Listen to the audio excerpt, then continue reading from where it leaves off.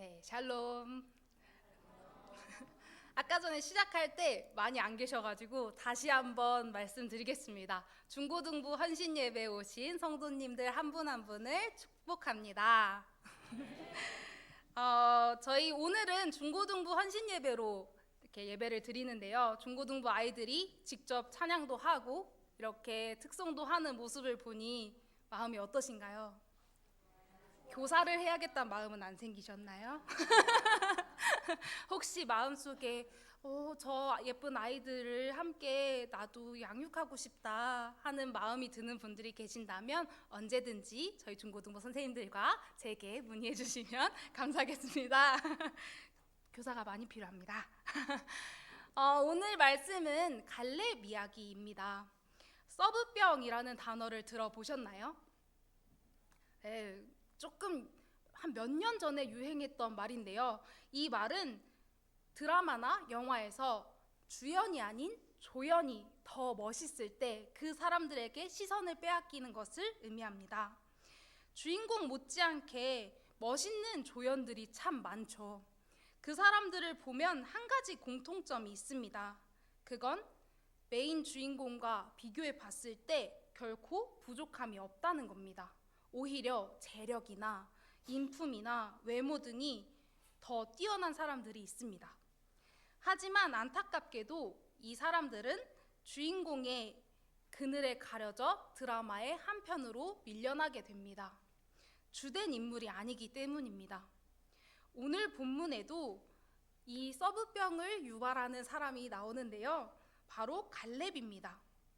성경에서 모세나 여호수아와 같은 사람처럼 주로 나오는 사람이 아니기 때문에 출애굽하면 떠올리는 사람은 아니에요. 하지만 이 갈렙의 이야기를 접하면 진짜 멋있다라는 이야기가 나옵니다. 그 이유는 그의 믿음이 정말 대단하기 때문입니다. 아까 우리가 마지막에 찬양했던 이 산지를 이 찬양의 주인공이 바로 이 갈렙인데요. 오늘 말씀과 같은 찬양의 가사를 가지고 있죠. 오늘 본문 6절에서는 갈렙을 이렇게 소개합니다. 그니스 사람 여분네 아들. 그니스는 에돔 족속의 하나로 이방 족속입니다.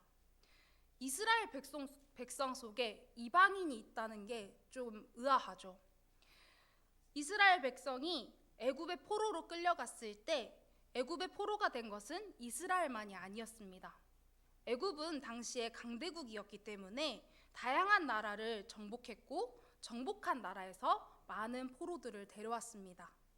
그 사람들 중에서 여호와 신앙을 받아들이면 이방인이라 할지라도 이스라엘 민족으로 받아줬는데 그 중에 한 명이 갈렙입니다.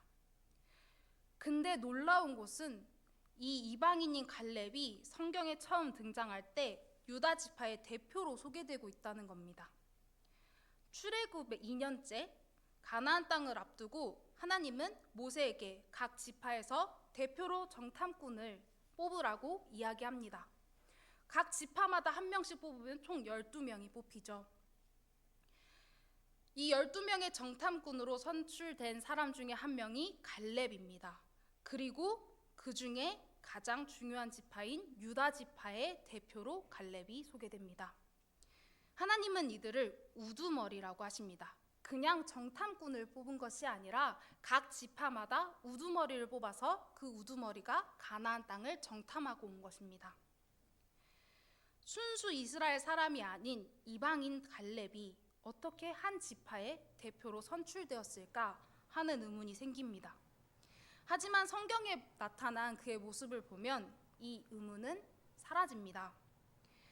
방금 제가 말씀드렸듯이 출애굽 2년째에 가나안 땅을 앞두고 각 지파의 대표들을 선출해서 가나안 땅을 정탐하러 갑니다.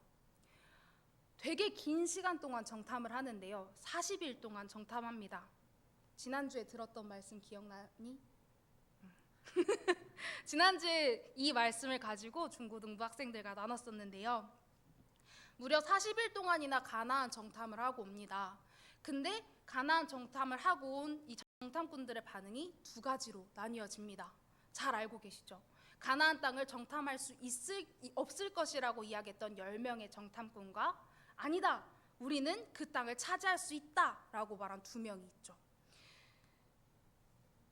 이 사람들의 공통적인 정탐의 결과가 있습니다. 보고는 이렇습니다.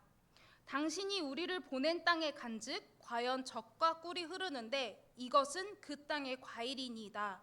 그러나 그 땅의 주민은 강하고 성읍은 견고하고 심이 클 뿐 아니라 거기서 안악 자손을 보았으며, 그냥 온 게 아니라 거기서 잘 익은 과일을 하나 떡하니 가져와서 보여주면서 이야기하는 겁니다. 과연 그곳은 하나님의 말씀하신 대로 젖과 꿀이 흐르는 땅입니다. 정말 비옥한 땅입니다. 근데 그곳의 사람들이 너무 강합니다. 엄청 커요. 제가 지난주에 중고등부에서 이렇게 이야기했었는데, 희찬이 같은 사람들이 엄청 많고 저 같은 사람들이 이스라엘 백성인 거예요. 체급 차이가 상당하죠. 이스라엘 백성들은 무서웠을 겁니다. 그 정탐꾼들은, 그래서 10명의 정탐꾼들은 여기 못 들어간다, 우리는 이 땅을 차지할 수 없습니다, 그 땅의 백성들은 우리를 메뚜기같이 볼 것입니다 라고 이야기합니다. 그리고 반대로 이야기하는 두 명은 이렇게 이야기합니다. 우리는 곧 올라가서 그 땅을 취하자, 능히 이기리라. 여러 여건을 미루어 보아서 이 두 명의 정탐꾼의 말은 현실적이지 않습니다. 저 세 보이나요? 저 상당히 종이 인형 같은 편인데요. 저 5살짜리 꼬마애한테 팔씨름을 졌습니다. 저 같은 사람이 가가지고 정탐하고 와서 이야기한다고 생각해 봅시다. 우리 곧 올라가서 그 땅을 취합시다, 이길 수 있습니다. 믿음직스럽습니까? 전혀 믿음직스럽지 않을 겁니다. 이스라엘 백성들은 그래서 이 두 명의 말보다는 10명의 현실적인 말을 듣습니다. 그래서 어떻게 반응하냐면 크게 울며 소리쳐 말합니다. 왜 우리를 애굽에서 데리고 와가지고 칼에 맞아 죽게 하십니까? 차라리 우리가 애굽에서 죽었으면 더 좋았을 겁니다 라고 하나님한테 원망하는 겁니다. 이로 인해서 이스라엘 백성은 하나님의 진노를 샀습니다. 그래서 겨우 나흘이면 갈 수 있는 거리를 무려 40년이라는 긴 시간 동안 걷게 됩니다. 여호수아와 갈렙, 방금 정탐꾼 중에 두 명이 여호수아와 갈렙인데요. 이 두 사람을 제외한 출애굽 1세대는 아무도 약속의 땅을 밟지 못합니다. 순수 이스라엘 백성들도 다 이 10명의 정탐꾼의 말을 듣고 울며 소리쳤습니다. 원망했습니다. 하나님을 믿지 못했습니다. 하지만 이방인인 갈렙은 하나님을 믿었습니다. 그가 왜 한 지파의 대표로 선출되었는지 이해되시나요? 그의 믿음이 뛰어났던 것입니다. 성경은 그를 하나님 여호와를 온전히 좇은 사람이라고 평가합니다. 가나안 정탐 이후 40년이 지났습니다. 40년이 지난 긴 시간 이후에야 가나안 정복을 시작합니다.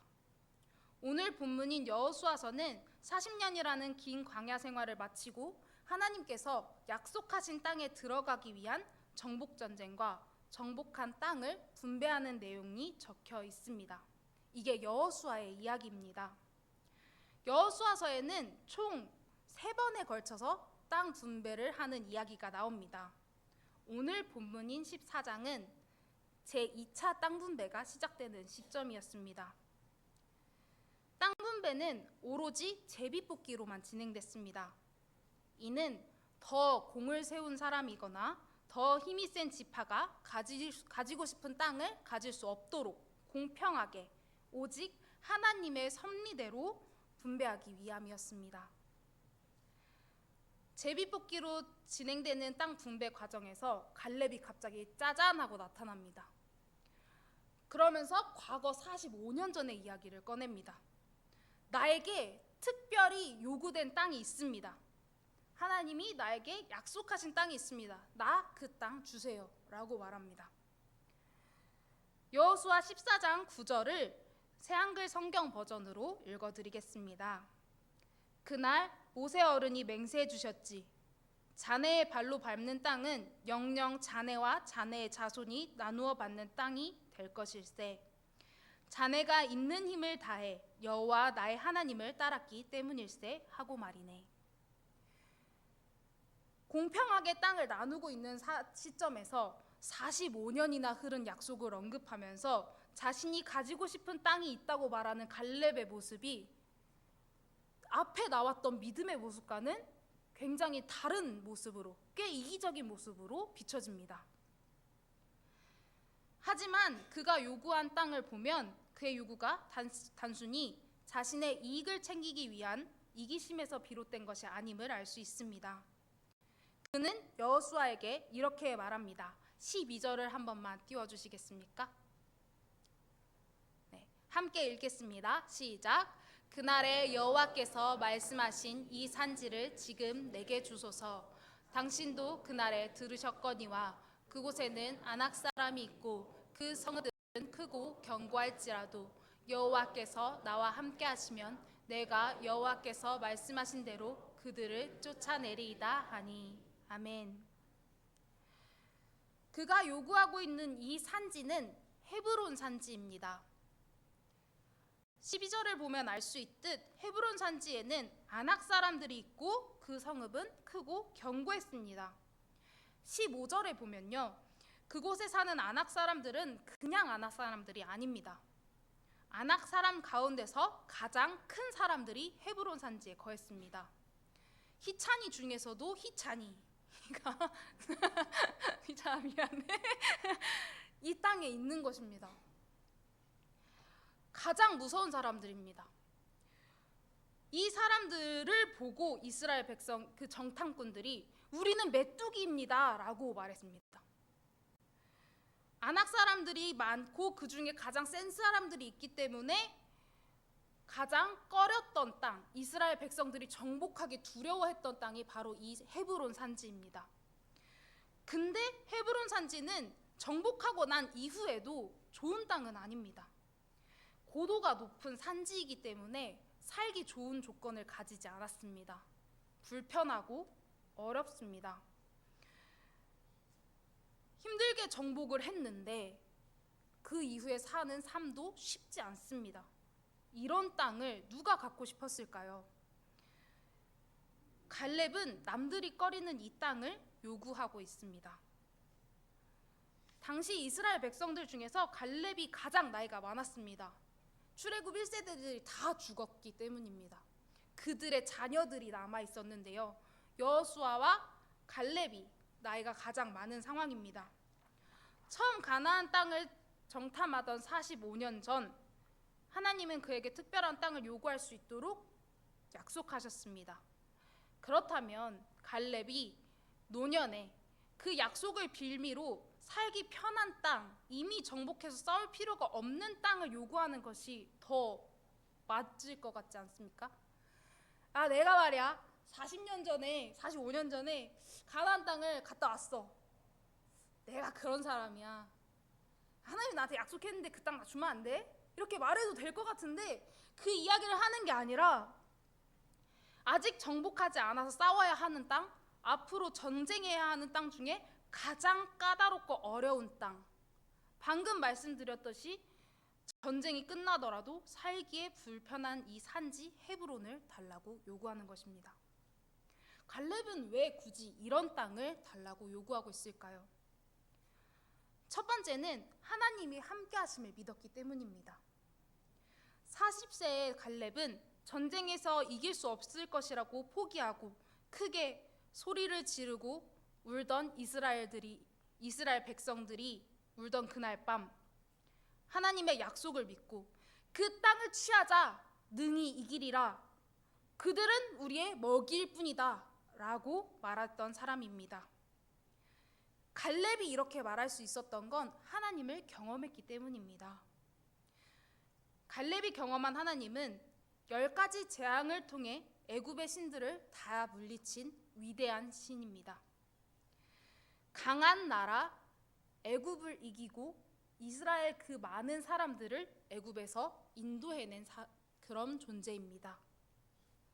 또한 광야에서 이스라엘 백성을 죽이지 않고 약속의 땅에 인도하기 위해 배고프다고 소리칠 때는 메추라기를 보내시고 목이 마르다고 소리칠 때는 물을 주신 그런 하나님입니다.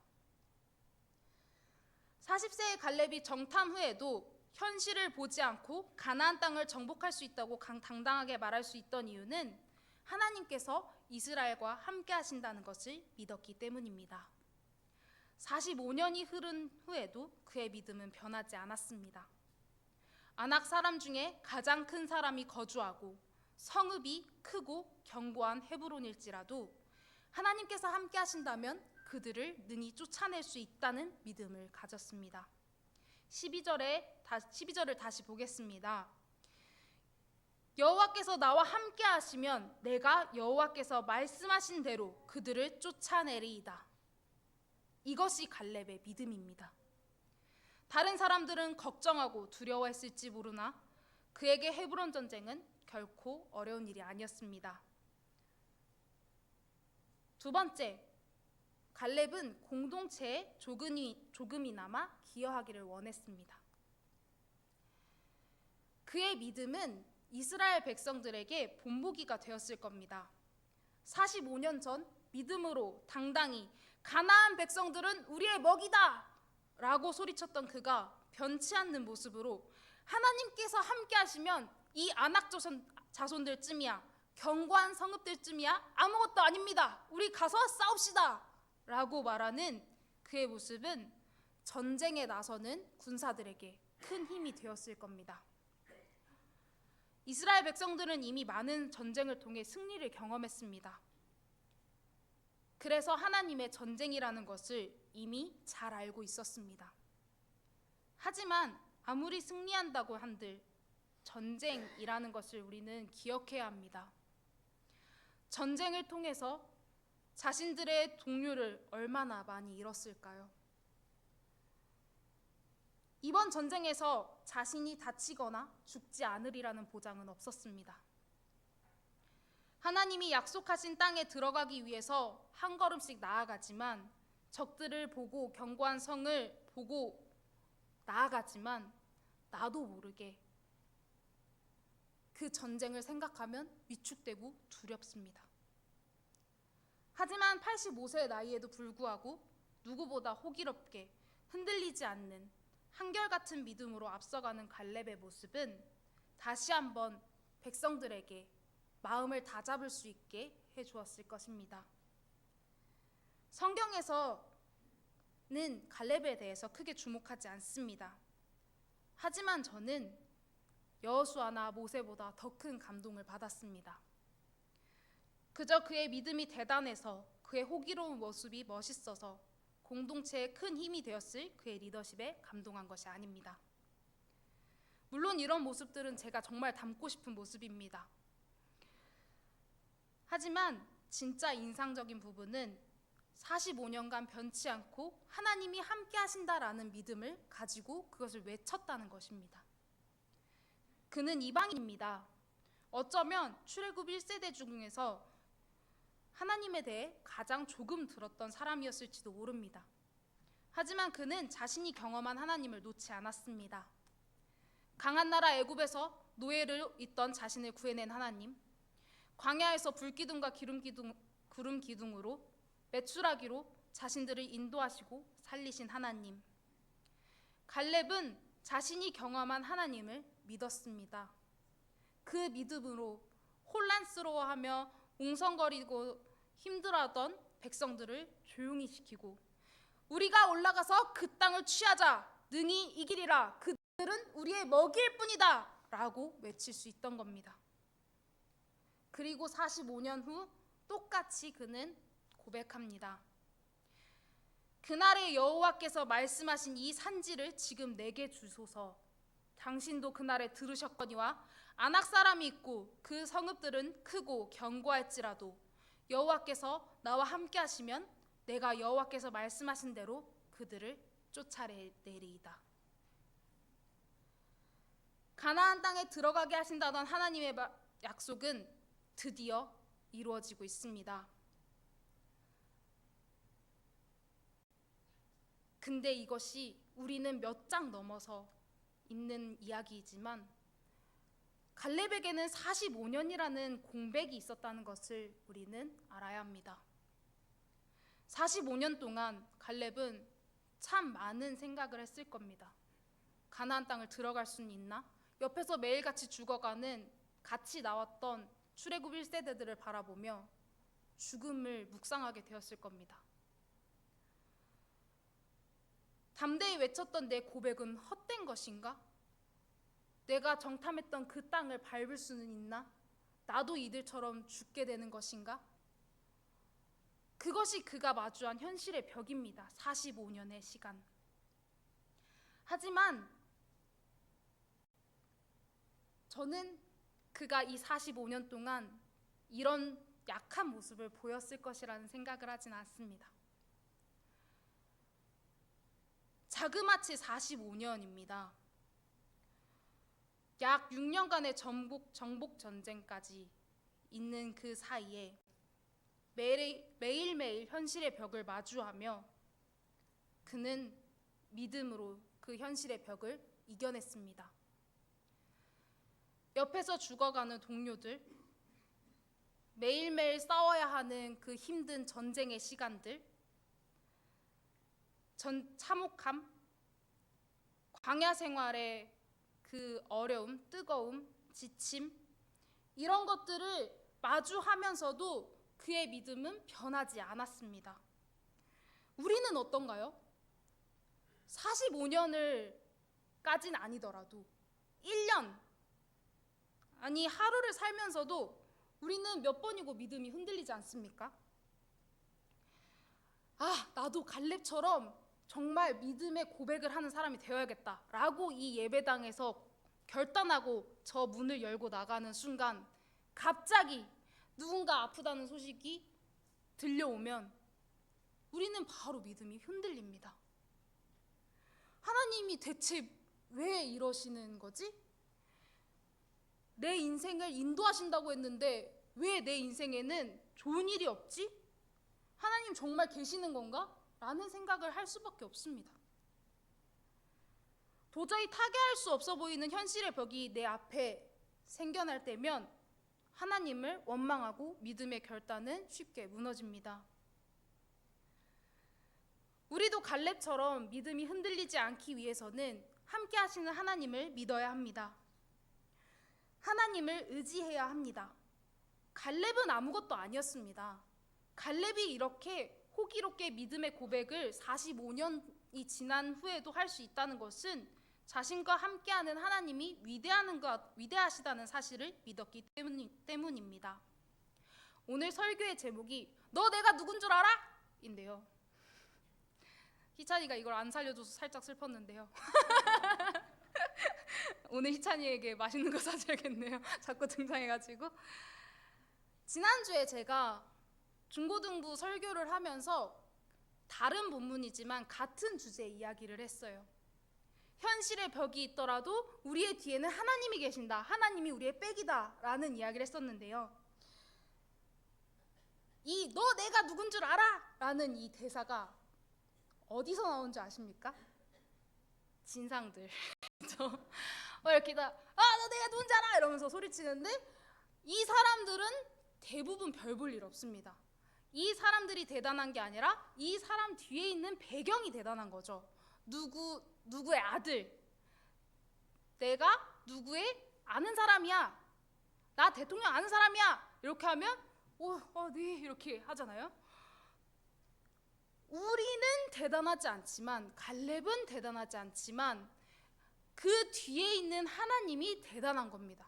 그래서 우리도 똑같이 이 현실의 벽 앞에서 소리칠 수 있는 거죠. 너 내가 누군지 알아? 내가 대단해서 외칠 수 있는 말이 아니에요. 내 뒤에 하나님이 계시다는 걸 믿으니까 이렇게 허리 펴고 갈 수 있는 거죠. 그 강아지가 주인이 있을 때랑 없을 때 다른 거 아시나요? 주인이 있을 때는 그 조그만한 강아지들이 진짜 심하게 짖어요. 이러면서 굉장히 많이 짖어요. 근데 주인이 이렇게 손을 놓으면 갑자기 조용해집니다. 강아지가 그렇게 소리를 지를 수 있는 이유가 뭐냐면 내 주인이 뒤에 있는 거예요. 우리도 이런 믿음으로 나아가야 합니다. 하나님은 항상 내 뒤에 계세요. 하나님이 계시기 때문에 우리는 그 어떤 것도 할 수 있는 거죠. 너 내가 누군 줄 알아? 라고 소리치는 이 사람들에게 갑자기 막 사장님 나오고, 이게 가능한 이유는 그 사람 뒤에 누가 있기 때문이에요. 그래서 그 사람은 웬만한 걸 다 할 수 있습니다. 어디든 들어갈 수 있고요. 우리도 마찬가지입니다. 무엇이든 할 수 있어요. 하나님이 뒤에 계신다면. 삶을 살다 보면 현실의 벽이 우리 앞을 가로막을 때가 있습니다. 그리고 그 현실의 벽이 너무 높게 보이죠. 최근에 저희 성도님들 중에 아프신 분들이 참 많습니다. 제가 어렸을 때 한 4, 5년 안에 이모, 삼촌, 할머니, 할아버지가 1년 만에 이렇게 차례차례 이렇게 돌아가셨는데요. 다 간암, 폐암으로 돌아가셨어요. 꽤 오랜 시간 치료를 하다 돌아가셨는데요. 질병을 보고 있으면 내가 할 수 있는 게 아무것도 없구나, 인간의 연약함을 깨닫게 됩니다. 아파하는 걸 눈앞에서 보고 있는데 제가 할 수 있는 건 의사를 부르는 것밖에 없어요. 얼마나 우린 연약합니까? 여기까지 가지 않아도 하루를 굶어 보셨나요? 금식해 보셨나요? 제가 어제 하루 동안 아무것도 못 먹었어요. 그제부터 위가 아파서 진짜 아침에 오는데 힘이 하나도 없더라고요. 운전을 하는데 팔이 막 아파오더라고요. 인간은 이렇게 연약합니다. 그런데 내 뒤에 있는 하나님이 크시기 때문에 우리는 큰 소리로 당당하게 현실의 벽을 뚫을 수 있는 거죠. 저는 성도님들께 이렇게 한번 권하고 싶습니다. 혹시 현실의 벽이 여러분들 앞에 나타나게 된다면, 조금 웃기겠지만 집에서 혼자 하세요. 세상을 향해 소리치는 겁니다. 너 내가 누군지 알아? 이렇게. 나 하나님의 자녀야! 이렇게 소리치면서 이 현실의 벽은 아무것도 아니라는 믿음으로 나아가길 소망합니다. 우리의 뒤에는 하나님이 계십니다. 기도하겠습니다. 하나님, 오늘 갈렙의 모습을 통하여서 우리가 어떤 모습으로 나아가야 하는지를 배웁니다. 갈렙이 그 믿음의 고백을 45년간 흔들리지 않고 할 수 있었던 것은 그가 대단해서가 아닙니다. 그의 삶에 어려움이 없어서도 아닙니다. 어려움이 있었으나 현실의 벽이 계속해서 그를 막았으나 그는 하나님을 바라봤습니다. 하나님을 배경으로 두고 하나님을 의지하며 나아갔습니다. 그래서 그는 믿음의 고백으로 그렇게 전쟁을 승리할 수 있었던 것입니다. 우리도 그런 믿음을 갖길 원합니다. 우리의 뒤에는 하나님이 계십니다. 갈렙과 같이 하나님이 우리와 함께 하신다면 할 수 있습니다 라고 외치며 믿음의 고백으로 그 어떤 상황 속에서도 넘어지지 않고 나아갈 수 있는 우리 성도님들이 될 수 있도록 그 삶은 붙잡아 주시옵시고 함께하여 주시옵소서. 예수 그리스도의 이름으로 기도드렸습니다. 아멘.